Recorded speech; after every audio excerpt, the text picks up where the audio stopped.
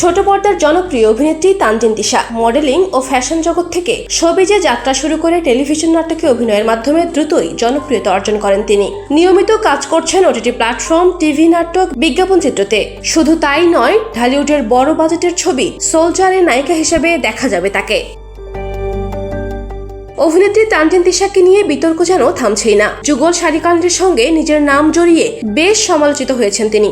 এবার অভিনেত্রীর বিরুদ্ধে ভারতীয় চলচ্চিত্র ভালোবাসার মরশুমের প্রযোজক শরীফ খান প্রায় 4.5 লাখ টাকা আত্মসাতের অভিযোগ তুলেছেন।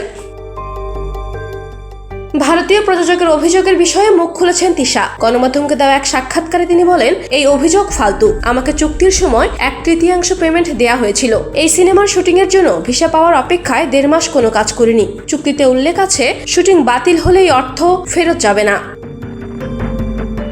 শরীফের অভিযোগ নিয়ে অভিনেত্রী আরো বলেন, শরীফ নামে একজন আমার সাথে মধ্যরাতে ফোন করে কথা বলতে চেয়েছে। এত রাতে আমি কেন কথা বলবো? এটা তো পেশাদার আচরণ হতে পারে না। আমি অবশ্য দিনে যোগাযোগের চেষ্টা করেছি। আর উনি তো এই সিনেমার প্রযোজকই নন। এর বেশি কিছু বলতে হলে আমার আইনজীবী বলবেন। ভারতীয় চলচ্চিত্র ভালোবাসার মরশুমের মাধ্যমে বড় পর্দায় অভিষেক হওয়ার কথা ছিল তিশার, তবে নানা জটিলতায় ছবির কাজ করা সম্ভব হয়নি। এদিকে সম্প্রতি শাকিব খানের সঙ্গে সোলজার সিনেমার কাজ শেষ করেছেন তিশা। চলতি বছরের শেষ দিকে মুক্তি পাবে সিনেমাটি।